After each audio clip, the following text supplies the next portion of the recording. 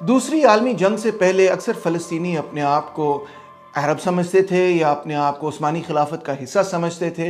यानी कि वो अपनी मखसूस फ़लस्तीनी आइडेंटिटी को, शनाख्त को, एक कौमियत को उस तरह से शायद नहीं मानते थे। मगर जब से ज़ायोनिस्टों ने वहाँ पे अपनी रियासत बनाई, यानी इज़राइल को एक रियासत बनाया और वहाँ से नकबा के दौरान लोगों को बेदखल किया, उस बेदखली के नतीजे में और फिर जो इर्द गिर्द की सारी सियासत थी उसके नतीजे में फ़लस्तीनी नेशनलिज़म उभरना शुरू हुआ। और ये नेशनलिज़म जो है उस ज़माने के ख़यालात से बहुत मुतासिर था और उस ज़माने में जो सबसे डोमिनेंट आइडिया था वो नासिर की पैन अरब सोशलिस्ट किस्म की तहरीक थी। तो इस वजह से पैलेस्टीनियन नेशनलिज़म भी अपनी शक्ल व सूरत में, अपनी पहचान में बेसिकली सेक्युलर किस्म का नेशनलिज़म था। और इसकी अगर शुरुआत हुई तो इसी वजह से हुई कि इज़राइल ने क्योंकि फ़लस्तीनियों को बेदखल किया तो उसके रिएक्शन में ज़ायनिज़म और इज़राइल के रिएक्शन में बेसिकली पैलेस्टीनियन नेशनलिज़म शुरू हुआ। तो सबसे पहले तो इसके सेक्युलर कैरेक्टर के बारे में बात करते हैं कि वैसे फ़लस्तीनियों के अंदर कोई 50,000 ऐसे फ़लस्तीनी हैं जो कि क्रिश्चियन है, यानी कि ये को तकरीबन 1% है। कुल जो फ़लस्तीनी वहाँ वेस्ट बैंक वगैरह के अंदर रहते हैं वो 4.6 मिलियंस हैं, जिनको हम ऑक्यूपाइड पैलेस्टीनियन टेरिटरीज़ कहते हैं। तो फ़लस्तीनियों के अंदर क्रिश्चियन और मुस्लिम्स दोनों शामिल हैं, मगर 99% जो है बहरहाल फ़लस्तीनी मुसलमान हैं। मगर फ़लस्तीनियों की सोच के एतबार से वो ये कहते थे कि हम ये जो 1% है ये भी हमारी कौम का हिस्सा है, ये भी हमारे साथ उसी तरह इन्होंने सफ़र किया है जिस तरह हम सब ने सफ़र किया है, इसी तरह इन लोगों के साथ भी जुल्म और ज़्यादती हुई है। तो लिहाजा फ़लस्तीनी नेशनलिज़म इंतहाई अपनी सोच में सेक्युलर एक नुक्ता नज़र रखता था। और इस नेशनलिज़म में अगर एक फ़र्द का नाम लिया जाए जिसको कि फ़लस्तीन का फादर ऑफ द नेशन समझा जाएगा तो वो है यासिर अराफ़ात। फ़लस्तीनी नेशनलिज़म को समझा ही नहीं जा सकता जब तक कि हम यासिर अराफ़ात की ज़िंदगी और उनकी जद्दोजहद को नहीं समझेंगे। तो अराफ़ात जो थे वो general union of Palestinian students के सदर बने। 1948 की जंग में उन्होंने, जो अरब इज़राइली जंग थी उसमें उन्होंने हिस्सा भी लिया और 1957 में वो कुवैत गए जहाँ पे वो एज एन इंजीनियर वगैरह काम कर रहे थे, जहाँ पे उन्होंने एक छोटी सी तंजीम इकट्ठी की जिसका नाम बना अल फतह। उसका पूरा नाम था हरकतुल तहरीर अल वतनी अल फ़लस्तीनी, यानी कि पैलेस्टीनियन नेशनल लिबरेशन मूवमेंट, मगर उसका रिवर्स एक्रोनिम जो है वो है फतह। तो अल फतह ये उन्होंने तहरीक कायम की। 1962 में अराफ़ात ने फ़ैसला किया, कुछ पैसे पुसे इकट्ठे किए, कुछ दोस्तों यारों को इकट्ठा किया और ये फ़ैसला किया कि अब हम जो है ना अपनी तहरीक को शुरू करें। कुवैत तो बड़ा दूर है फ़लस्तीन से, तो हम इस तरह करते हैं, हम सीरिया जाते हैं और सीरिया से हम पैलेस्टीनियन मूवमेंट को ऑर्गेनाइज़ करेंगे। अब सीरिया की तारीख में मैंने बहुत ज़्यादा रोशनी तो नहीं डाली, मगर 1962 के अंदर सीरिया के अंदर मिलिट्री कू हो चुका था और सीरिया जो है वो सबसे ज़्यादा प्रो सोवियत और एंटी इज़राइल स्टेट उस ज़माने के अंदर समझा जाता था। तो आप ये भी जानते हैं कि ये ऐसा पीरियड था कि जब सीरिया ने ये भी फ़ैसला किया कि वो मिस्र के साथ मिलकर यूनाइटेड अरब रिपब्लिक बनाएगा, जो चंद साल चला मगर फिर उसके बाद वो और मज़ीद आगे नहीं चल सका। तो बहरहाल अराफ़ात वगैरह का ये ख्याल था कि सीरिया जाकर हम अपने आप को मज़ीद और बेहतर ऑर्गेनाइज़ कर सकते हैं, वहाँ और फ़लस्तीनी हैं वो हमारे साथ जुड़ेंगे और जुड़ने के साथ साथ फिर हम इज़राइल पर अटैक वगैरह करेंगे। तो जनाब अली अहमद शुकैरी उस वक़्त PLO के को चला रहे थे। तो ये जो ग्रुप था अल फतह का ग्रुप, ये बिल्कुल उससे अलहदा एक ग्रुप था, उसका PLO से कोई ताल्लुक़ नहीं था। और PLO के बारे में उस ज़माने में मतलब अहमद शुकैरी ने भी बहुत अच्छा काम किया। वो पहले चेयरमैन थे PLO के, 1964 से 1967 तक वही सदर रहे PLO के, मगर उनकी ज़्यादातर कोशिश डिप्लोमेटिक सोल्यूशन वगैरह थी और जो अरब नेशनलिज़म और अरब कंट्रीज़ की जो स्ट्रेटजी थी उस स्ट्रेटजी के अंदर रहकर ही वो PLO को चलाना चाहते थे। तो इवन वहाँ पे जब एक छोटी मोटी पैलेस्टीनियन आर्मी भी ऑर्गेनाइज होनी शुरू हुई, मगर वो भी बेसिकली जिन मुल्कों के अंदर कायम थी, जिस तरह के सीरिया के अंदर ये पहले बनी, तो वो सीरियन आर्मी के मातहत ही थी। वो सीरियन आर्मी के अलावा कोई काम नहीं कर सकती थी और ना ही उनकी ये ख्वाहिश थी कि वो कुछ करें। मगर अल फतह बिल्कुल एक अलहदा तंजीम थी और लिहाजा वो इस जो ग्रैंड स्ट्रेटजी थी अरब नेशनलिज्म की, जो स्ट्रेटजी थी कि भाई मिस्र ने सीरिया के साथ, सीरिया ने जॉर्डन के साथ वगैरह वगैरह, इन सब कंट्रीज़ ने इराक वगैरह के साथ मिलकर एक स्ट्रेटजी बनानी है, उसको छोड़ते हुए अराफात ने एक और स्ट्रेटजी बनाई। बहरहाल उस पीरियड के अंदर अराफात को तो कोई रिकग्नाइज़ नहीं करता था, कोई जानता ही नहीं था, यंग आदमी था वो। और उस ज़माने के अंदर तमाम अरब कंट्रीज़, बेसिकली जो अरब लीग थी, वो PLO को ही तस्वर करते थे कि it is the sole legitimate representative of the Palestinian people. और आप बाद में देखेंगे कि PLO ही आगे बढ़कर, यूनाइटेड नेशंस ने भी PLO को ही एक्सेप्ट किया कि ये फ़लस्तीनी अवाम की नुमाइंदा तंजीम है। 1965 में अल-फतह ने सीरिया की हमायत हासिल करते हुए, उस वक़्त सीरिया के अंदर अब बाथिस इक़्तिदार में आ चुके थे, अपना एक आर्म्ड विंग तैयार किया जिसका नाम था अल-आसिफ़ा। और उन्होंने ये फ़ैसला किया कि वो इज़राइल के अंदर घुस के सैबोटाज करेंगे, इज़राइल के अंदर घुस के अटैक करेंगे। अब इसका कोई बहुत बड़ा मिलिट्री असर तो नहीं होना था इज़राइल पे, क्योंकि ये बहुत चंद लोग थे और कोई बहुत बड़ा नुकसान इज़राइल को ये चंद लोग पहुंचा तो नहीं सकते थे। मगर इसका साइकोलॉजिकल बहुत बड़ा इम्पैक्ट था कि जब हर तरफ खामोशी थी तो ये चंद नौजवान जो हैं इज़राइल के अंदर घुस के तो अटैक कर रहे हैं और ये सब कुछ कर रहे हैं, तो लोग जो है ना एकदम थोड़े से हिल से गए कि ये कौन नौजवान है और ये क्या कर रहे हैं। मगर ओवरऑल अरब स्टेट्स के जितने लीडरान थे, जितने उस ज़माने की हुकूमतें थीं, वो ये समझती थी कि ये स्टूपिड किस्म का एडवेंचर है, ये क्या कर रहे हैं नौजवान, इस तरह जाके खुद से अटैक कर रहे हैं, इस तरह तो जंग प्रोवोक हो जाएगी जब हमारी तैयारी नहीं। जंग हमें उस वक्त करनी चाहिए जब हमारी मुकम्मल तौर पर तैयारी हो, इंक्लूडिंग गमाल अब्दुल नासिर। मतलब ये नहीं कि ये कोई इज़राइल के लिए हमदर्दी रखते थे, मगर ये समझते थे कि ये स्ट्रेटिजिकली जो है बहुत ही गलत नुक्ता नज़र है, ये एडवेंचरिज्म है और इसका बड़ा शदीद उल्टा नुकसान होगा। 1966 में यासिर अराफात और सीरिया के दरमियान इख्तलाफात बहुत तेज़ हुए। उसकी वजह यह थी कि एक तरफ अहमद जिब्राइल थे, दूसरी तरफ यासिर अराफात। अहमद जिब्राइल एक प्रो सीरियन फ़लस्तीनी थे जिन्होंने एक तंजीम ऑर्गेनाइज़ की जिसका नाम था पैलेस्टीनियन लिबरेशन फ्रंट। उनकी जो अपनी सोच थी और उनकी जो अपनी सियासत थी, यानी अहमद जिब्राइल की, वो इंतहाई प्रो सीरियन थी, यानी कि सीरिया की रियासत जैसे उनको हुक्म देती थी वो वैसे ही करना चाहते थे। और अराफात की सियासत काफ़ी मुख्तलिफ थी और अराफात जो हैं वो अक्सर सीरिया जो कहता था कि इसको इस तरह से करना चाहिए, उस तरह से करना चाहिए, उन अहकामात को मानते नहीं थे। तो बहरहाल अहमद जिब्राइल और अराफात के दरमियान कशीदगी तेज़ होनी शुरू हो गई और सीरियन एक मिलिट्री ऑफिसर थे यूसुफ युराबी, उन्होंने ये कोशिश की कि सीरियन आर्मी ऑफिसर थे युराबी, तो उन्होंने ये कोशिश की कि अराफात और अहमद जिब्राइल के दरमियान जो मामला ख़राब हो रहे हैं उनमें ज़रा अमन व अमान पैदा कर दिया जाए। तो उन्होंने मीटिंग कॉल की जिसमें उन्होंने अराफात को भी दावत दी, अहमद जिब्राइल को भी दावत दी, दोनों ही नहीं आए।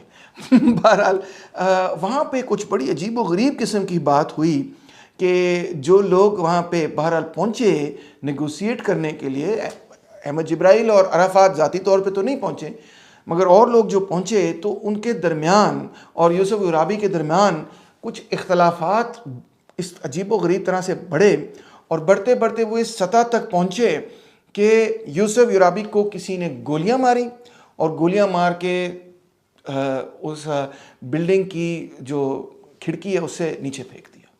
उनकी वफ़ात हो गई और ये बहुत ही सीरियस मामला बन गया। तो सीरियन आर्मी ने फ़ौरन जाके अराफात को अरेस्ट किया और उनको चार्ज किया कि आपकी वजह से हमारे ऑफिसर की वफ़ात हुई है और एक उनकी इंटरोगेशन हुई जो कि हाफिज़ुल असद ने की, जो उस वक्त डिफेंस मिनिस्टर थे, बाद में जाके वो फिर सीरिया के सदर भी बने। और हाफिज़ुल असद जो थे और उराबी जो हैं वो दोनों एक दूसरे के बहुत करीब थे, एक दूसरे की बड़ी रिस्पेक्ट करते थे, उनकी आपस में बड़ी दोस्ती थी। इसलिए हाफिज़ुल असद ने इस चीज़ को बहुत पर्सनली लिया कि मेरे दोस्त को कत्ल किया और वो समझते थे कि अराफात ने कत्ल किया। तो बहरहाल इनके दरमियान इख्तलाफ बहुत तेज़ हुआ। पहले तो अराफात को सज़ाए मौत सुना दी गई, मगर अराफात का डिफेंस भी बड़ा स्ट्रॉन्ग था कि वो तो पर्सनली वहाँ मौजूद ही नहीं था, तो किस तरह सज़ाए मौत सुनाई जा सकती है।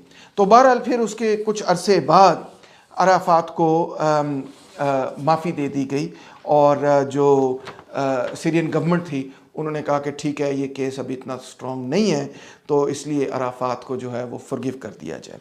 अब जब अराफात को फॉरगिव किया गया तो अराफात और अल-फतह ने फैसला किया कि सरकार अब हमारा सीरिया में रहना तो बिल्कुल इम्पॉसिबल हो चुका है, तो हम इस तरह करते हैं कि यहाँ से बोरी बिस्तरा बंद करते हैं और जॉर्डन चलते हैं।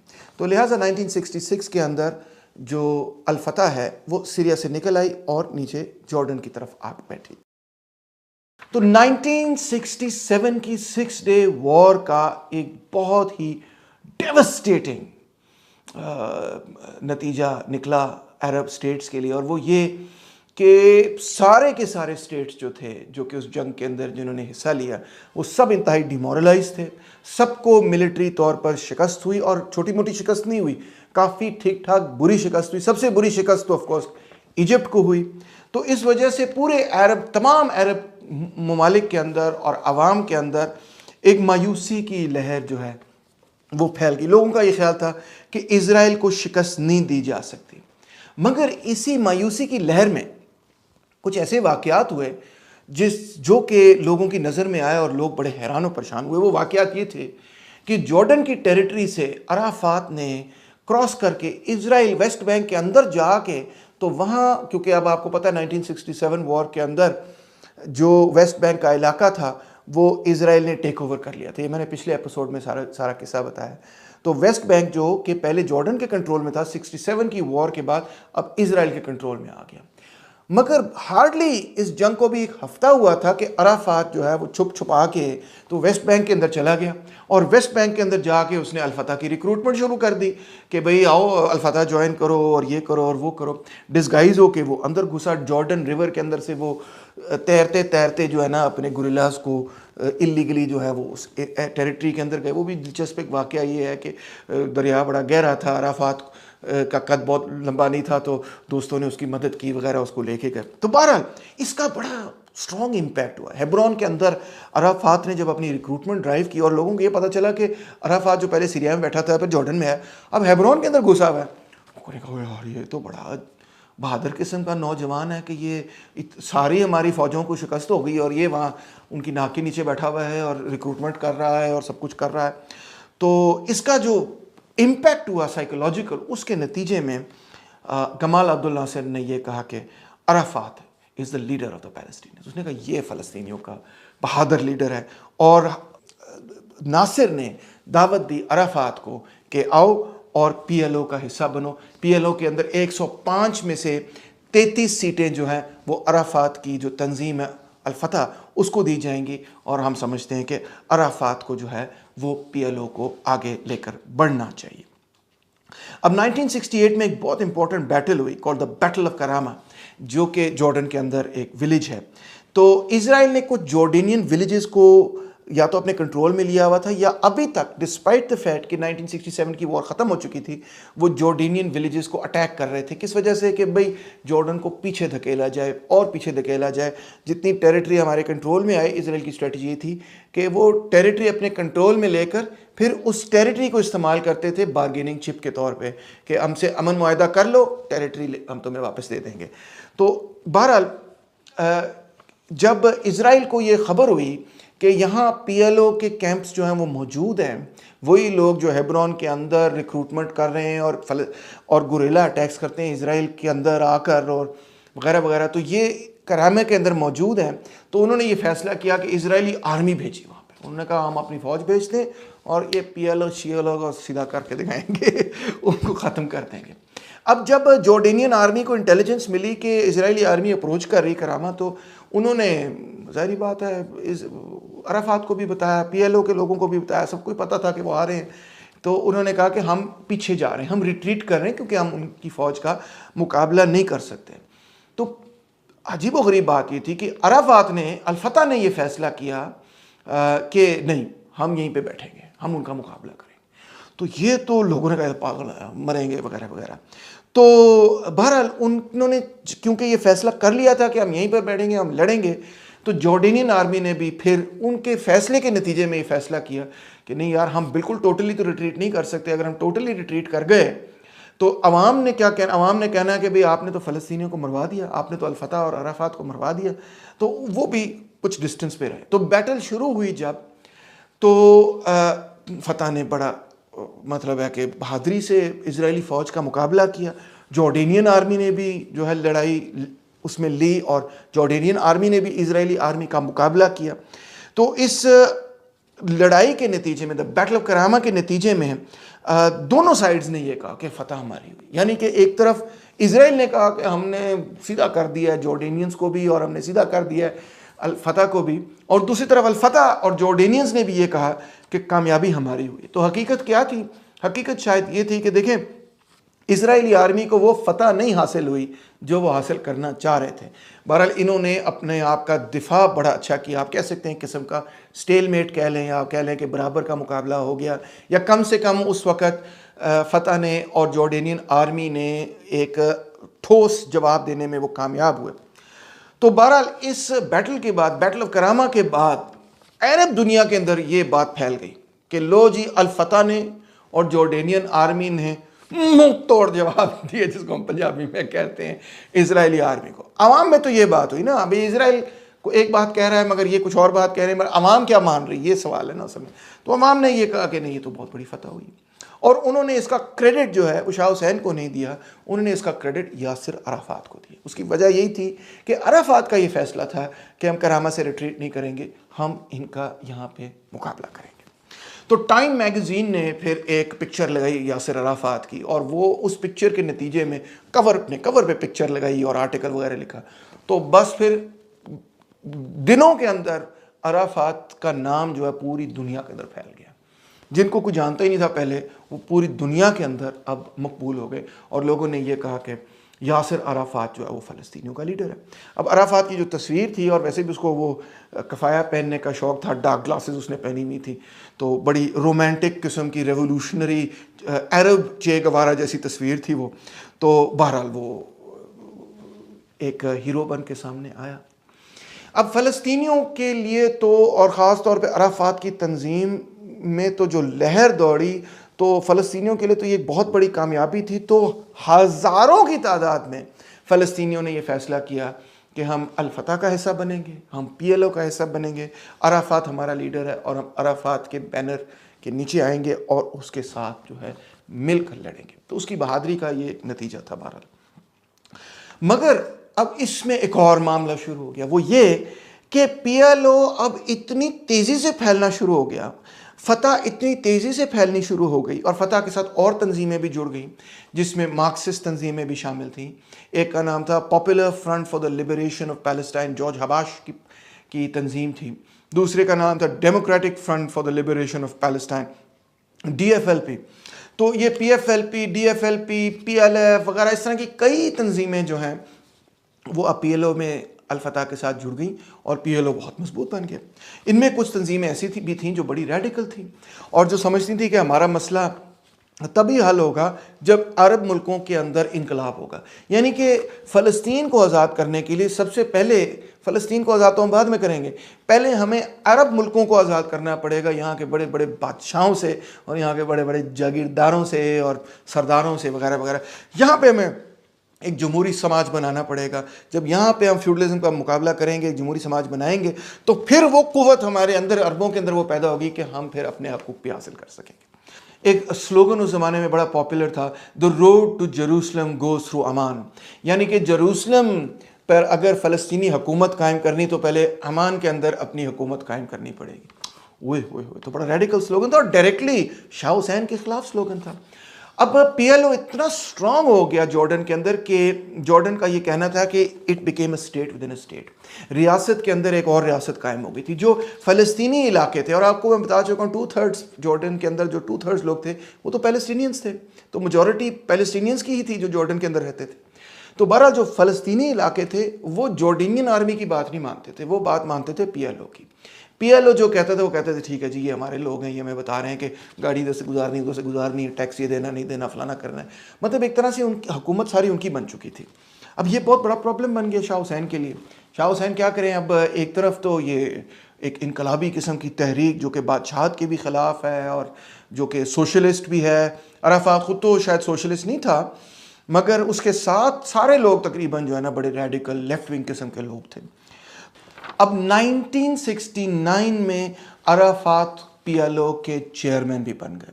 अब आप अंदाज़ा कर सकते हैं कि 1969 में तो उनकी पोजीशन बहुत ही तगड़ी हो चुकी थी। मगर बहरहाल 1970 में एक ऐसा वाक़या हुआ जिसको हम कहते हैं ब्लैक सितंबर।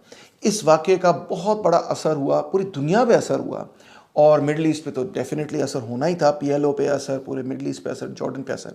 वो वाक़या क्या था या वो सितंबर में क्या कुछ हुआ, ज़रा उस पर सुनिए, क्योंकि उसमें पाकिस्तान की फ़ौज का भी एक छोटा मोटा किरदार ख़ासतौर पर जनरल ज़िया का आपको नज़र आएगा। उस वक्त वो ब्रिगेडियर थे। तो अर्ली 1970s में आपके सामने है सिचुएशन ऐसे बन गई थी कि पीएलओ जो है वो एक किस्म का जॉर्डन के अंदर स्टेट विद इन स्टेट बन चुका था। पीएलओ के पास हथियार भी थे, पीएलओ के पास फंड भी थे, और पीएलओ के पास अवामी हमायत भी थी। उसके मुकाबले में जॉर्डेनियन आर्मी एक प्रोफेशनल आर्मी थी। पीएलओ के गुरिल्ला फाइटर्स थे, उस सेंस में वो प्रोफेशनल आर्मी नहीं थी।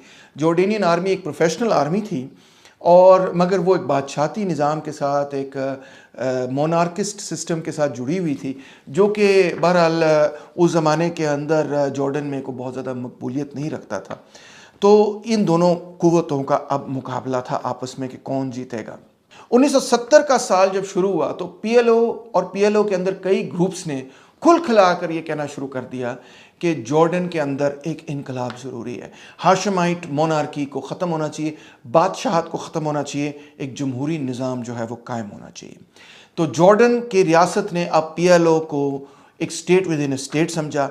6 सितंबर को एक ऐसा वाक़या हुआ जिसने दुनिया को हिला दिया। इस वाक़ये का नाम था डॉसन फील्ड्स हाईजैकिंग। इस हाईजैकिंग में यह हुआ कि पीएफएलपी यानी popular front for the liberation of Palestine ने 4 जहाज़ों को, इंटरनेशनल फ़्लाइट्स को, नॉर्वे वगैरह से फ़्लाइट्स थीं, उनको हाईजैक कर लिया, और हाईजैक करके वो उनको जॉर्डन लेकर आए, डॉसन्स एयरफील्ड में लेकर आए, जहाँ पे उन्होंने पैसेंजर्स वगैरह को तो छोड़ दिया।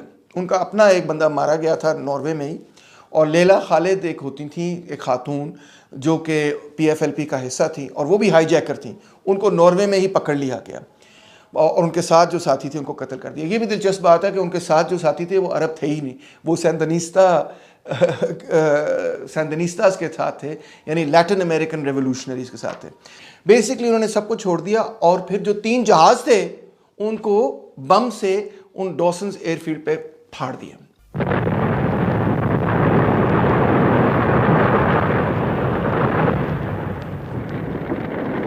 बहुत बड़ी स्टेटमेंट बनी, वेस्टर्न गवर्नमेंट्स भी बड़ी परेशान, क्योंकि ये एयरलाइंस वो थी, ये फ़्लाइट्स वो थी जो कि न्यूयॉर्क जा रही थी, लंदन जा रही थी वगैरह।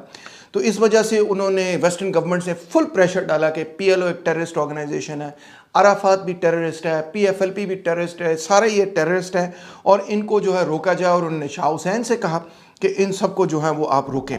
तो उसके रिएक्शन के अंदर 17 सितंबर को जॉर्डेनियन आर्मी ने फ़लस्तीनियों के ख़िलाफ़ एक मिलिट्री ऑपरेशन शुरू कर दिया। उन्होंने फ़लस्तीनी कैंप्स के ऊपर शेलिंग शुरू कर दी कि पीएलओ को यहाँ पे से भगाया जाए। 18 सितंबर को अगले दिन, यानी कि सीरिया ने पीएलओ को बचाने के लिए अपनी फ़ौजें जॉर्डन के ख़िलाफ़ भेज दी। वैसे तो उन्होंने अपनी फ़ौज, उनके पास एक फ़ौज थी जिसका नाम था पैलेस्टीनियन लिबरेशन आर्मी, वो उनकी सीनियर आर्मी के एक पैलेस्टीनियन यूनिट्स थे, मगर उसके साथ उन्होंने अपने यूनिट्स भी जोड़ दिए और जोड़ के उन्होंने जॉर्डन के अंदर भेजे। अब जॉर्डन की जो आर्मी है, बहरहाल वो एक बड़ी ब्रिटिश ट्रेंड आर्मी थी, और उनके पास वेपन्स वगैरह भी वेस्टर्न अमेरिकन ब्रिटिश वगैरह वेपन्स थे, बड़े अच्छे वेपन्स थे। तो उसके अंदर 120 टैंक्स जो है ना सीरिया के उड़ा दिए गए। 600 कैजुअल्टीज़ सीरियन साइड पे हुई, 537 कैजुअल्टीज़ जॉर्डेनियन साइड पे हुई। बहरहाल मकसद कहने का ये है कि ये जो फोर्स सीरिया ने जॉर्डन की तरफ भेजी वो 1-2 शहरों को वो टेक ओवर कर सकी, मगर उसके बाद वो ज़्यादा कामयाब नहीं हुई। 27 सितंबर को नासिर ने फिर फाइनली जाके कोशिश की कि किसी तरह अराफात और शाह हुसैन के दरमियान को मुज़ाकरात हों, और वो मुज़ाकरात करने में कामयाब हुए। और करने के बाद मतलब बेसिकली तो शाह हुसैन का इरादा ये था कि वो अराफात को अब मार देंगे, पीएलओ वगैरह को ख़त्म कर देंगे, मगर नासिर की इंटरवेंशन पे अराफात की ज़िंदगी बची, और शाह हुसैन ने ये फ़ैसला किया कि ठीक है, अराफात एग्ज़ाइल में चला जाए, जॉर्डन छोड़ दे, हम उसे कत्ल नहीं करेंगे। इसी तरह 13 अक्टूबर को भी एक और एग्रीमेंट अराफात और शाह हुसैन के दरमियान हुआ, मगर जनवरी 1971 को फिर लड़ाई शुरू हो गई। और अब जॉर्डेनियन आर्मी ने दोबारा पीएलओ को अटैक किया और फैसला किया कि अब नहीं हम छोड़ेंगे, अब हम इनको बिल्कुल बाहर निकाल देंगे। जो नासिर ने नेगोशिएशन की अराफात के बिहाफ पे और अराफात के लिए, अराफात की जान बचाने के लिए, वो एक तरह नासिर का आखिरी सियासी कदम था। उसके फ़ौरन बाद ही नासिर को हार्ट अटैक हुआ और उनकी वफ़ात हो गई। अब इसमें जो सबसे दिलचस्प बात है इस पूरे वाक़े में वो ये है कि इसमें पाकिस्तान भी शामिल था। आप सोचेंगे हैं पाकिस्तान कैसे शामिल था? वो इस तरह से कि जॉर्डन ने अपील की अरब लीग के प्लेटफॉर्म के तहत कि पीएलओ जो है वो एक टेररिस्ट ऑर्गेनाइजेशन है, हम एक स्टेट विद इन स्टेट बन चुका है और हम इसको ख़त्म करना चाहते हैं, हमारी मदद की जाए। तो पाकिस्तान की आर्मी वहाँ पे का एक दस्ता वगैरह जो है वहाँ पर गया और ब्रिगेडियर ज़ियाउल हक ने उसकी क़यादत की और ये हमारा मतलब पाकिस्तान आर्मी का मिशन था जॉर्डन में। तो उससे पहले भी तकरीबन अमन में ब्रिगेडियर ज़ियाउल हक जो हैं वो 3 साल वहीं पर स्टेशन थे और इस पीरियड के अंदर शाह हुसैन के साथ उनके बड़े करीबी ताल्लुकात थे।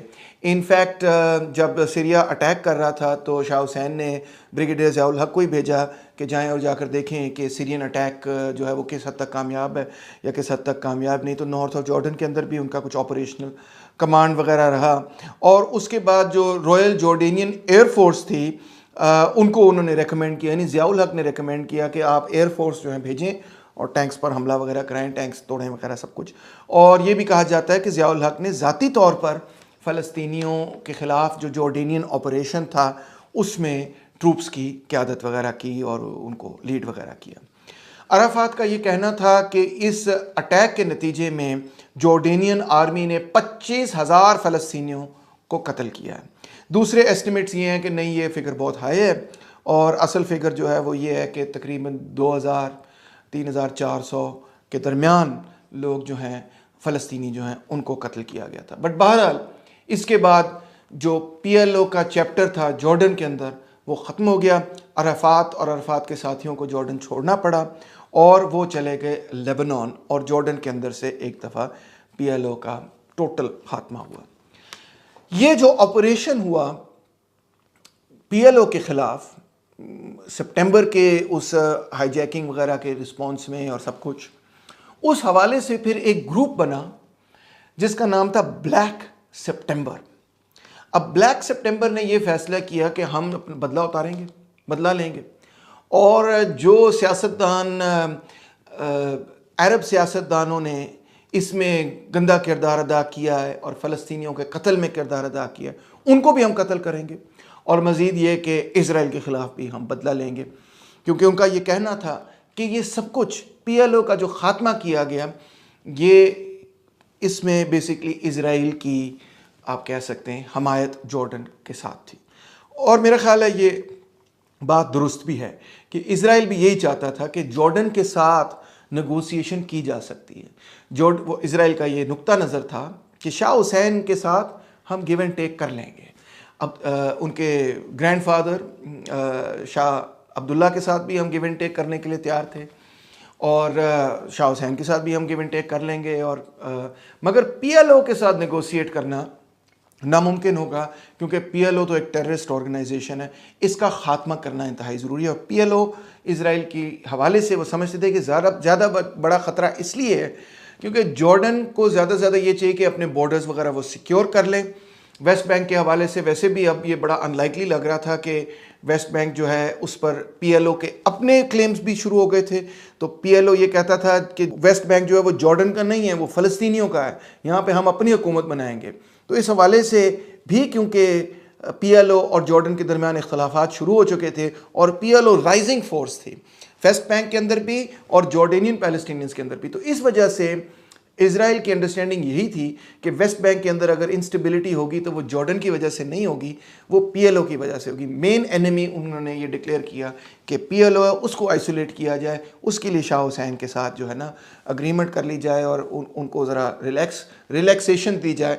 फ़ौजी एतबार से जो प्रेशर था इसराइल का जॉर्डन पे उसको रिलैक्स किया जाए ताकि जॉर्डन जो है एक तरफ पीएलओ को क्रश कर सके, दूसरी तरफ सीरिया का मुकाबला कर सके, अंदर अब इंटरनली अपने आप को स्टेबल कर सके। और इस वाक़ये के बाद आप देखेंगे कि जॉर्डन और इज़राइल के दरमियान ताल्लुकात अंदर खाते बहुत बेहतर हो गए। अवाम की सतह पे शाह हुसैन ने कभी भी ये बात नहीं कहनी थी, ज़ाहिरी बात है, क्योंकि अवाम तो इसराइल की बहुत ख़िलाफ़ थी कि मेरे इसराइल से ताल्लुकात हैं, रवाबित हैं वगैरह वगैरह।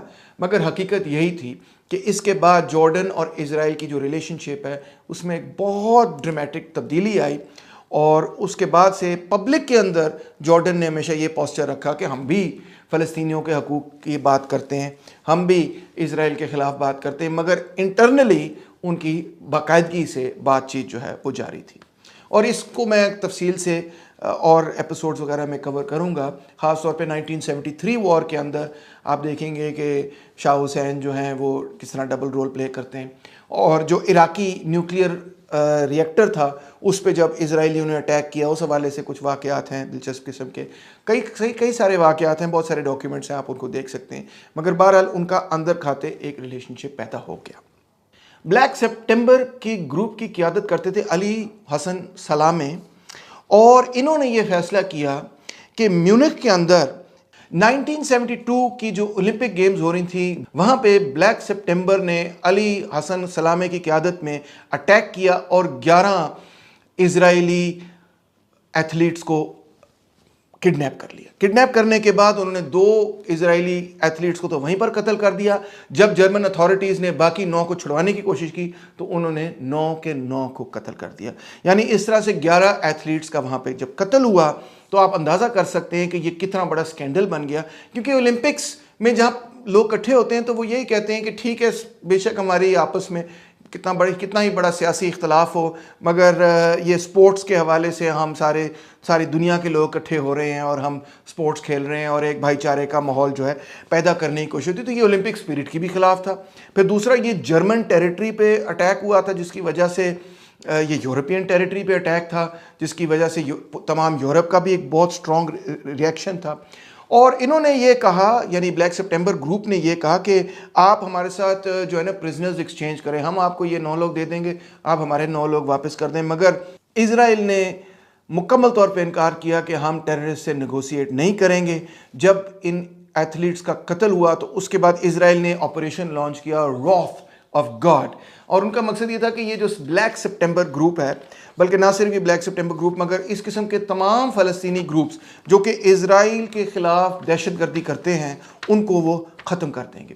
इस सिलसिले में 1973 में उन्होंने नॉर्वे के अंदर एक लिली हैमर एक जगह है जहाँ पे उनको एक बंदा नज़र आया जो वेटर था एक रेस्टोरेंट पे। उनका ये ख्याल था कि ये ब्लैक सितंबर ग्रुप का लीडर है, अली हसन सलामे है। उन्होंने उसको कत्ल कर दिया। पता चला कि वो था ही नहीं, वो तो मोरक्कन था, कोई और बंदा था बिल्कुल। और जब वो कत्ल हुआ तो ये मोसाद के लिए बहुत बड़ी एक शिकस्त थी, एक बहुत बड़ा नुकसान हुआ उनको, एक बहुत बड़ा सेटबैक हुआ यूरोप के अंदर, क्योंकि यूरोपियन कंट्रीज़ ने कहा कि हम नहीं चाहते कि आप यहाँ आके जो है ना इस किस्म की आप भी अटैक वगैरह करना शुरू करें। अगर आपको पता चलता है कि कोई ऐसा आदमी जिसने कि आपके मुल्क में दहशतगर्दी की है यहाँ पे है मौजूद तो आप हमें बताएं, हम उसको पकड़ेंगे, मगर आपने आके खुद से इंडिपेंडेंट ऑपरेशन वगैरह नहीं करना। बहरहाल मोसाद के कई इस किस्म के ऑपरेशंस जो थे वो जारी थे। लेबनान वगैरह के अंदर भी कई उन्होंने ऑपरेशन इस किस्म के किए, और जगहों में भी किए, जिसकी वजह से यूरोप के अंदर तो मोसाद की रेपुटेशन तबाह हो गई, मगर अरब कंट्रीज़ के अंदर उनकी रेपुटेशन जो थी वो बहुत आप कह सकते हैं कि ड्रोनी किस्म की रेपुटेशन थी कि यार ये पकड़ लेते हैं, मार देते हैं वगैरह वगैरह। ये अगले एपिसोड में लेबनान के अंदर जब मोसाद का रोल नुमाया होता हुआ नज़र आता है तो अगले एपिसोड में हम डिस्कस करेंगे। अब ये सारे वाक़यात, इन सारे वाक़यात के नतीजे में हम आ जाते हैं 1973 की जंग पे, जिसका नाम है यम किपुर वॉर। अगले एपिसोड में मैं आपको यम किपुर वॉर के बारे में बताऊंगा, मगर इससे पहले आपको ये बताऊं कि ये जो पूरी अब स्ट्रगल चली थी फ़लस्तीनियों की, जो 1964 से शुरू हुई जब PLO का क़याम हुआ, और उसके साथ साथ आप देखते हैं कि अराफात की तंजीम ना सिर्फ बनी मगर चंद सालों के अंदर इतनी मकबूल हो गई कि 1969 के अंदर उन्होंने क़यादत संभाल ली PLO की, और 1974 के अंदर उन्होंने अपना एक 10 पॉइंट प्रोग्राम दिया। इस 10 पॉइंट प्रोग्राम के बारे में जो सबसे अहम बात थी वो ये थी कि वो स्टेप बाय अपनी कामयाबी के लिए स्टेप बाय स्टेप काम करने के लिए तैयार थे कि चले जो चीज़ हमें पहले मिलती है वो हम पहले लें, फिर उसके बाद दूसरी चीज़ लें। जिसका मतलब ये था कि वो इज़राइल से नेगोशिएट करने के लिए शायद तैयार है। अब 1974 में इसी 10 पॉइंट प्रोग्राम को देखते हुए और पीएलओ के बढ़ते हुए किरदार को देखते हुए ये समझते हुए कि पीएलओ जो है वो ही वाकई अब फ़लस्तीनी अवाम की नुमाइंदा तंजीम बन चुकी है, तो यूनाइटेड नेशंस की जनरल असेंबली ने पीएलओ को ऑब्जर्वर स्टेटस दे दिया। अब ये बड़ी यूनिक बात है क्योंकि पीएलओ कोई रियासत तो थी नहीं, एक गुरिल्ला तंजीम थी, एक पॉलिटिकल पार्टीज़ का मुत्तहदा महाज था, एक मिलिटेंट ऑर्गेनाइजेशन थी। उसको यूनाइटेड नेशंस के अंदर फ़लस्तीनी अवाम के बिहाफ पर ऑब्जर्वर स्टेटस देना यूनाइटेड नेशंस की तारीख में बहुत ही मुनफरिद बात थी।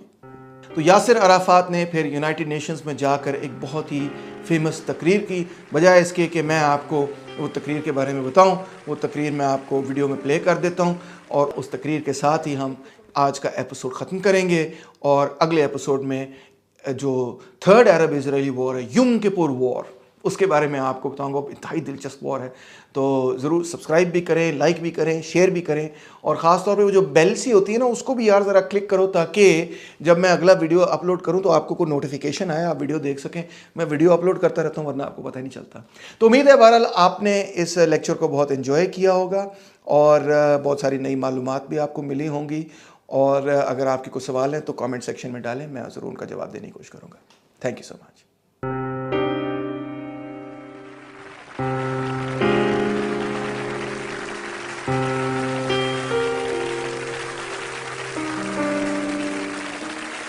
لقد جئتكم يا سيادة الرئيس بغصن الزيتون في يدي وببندقية الثائر في يدي،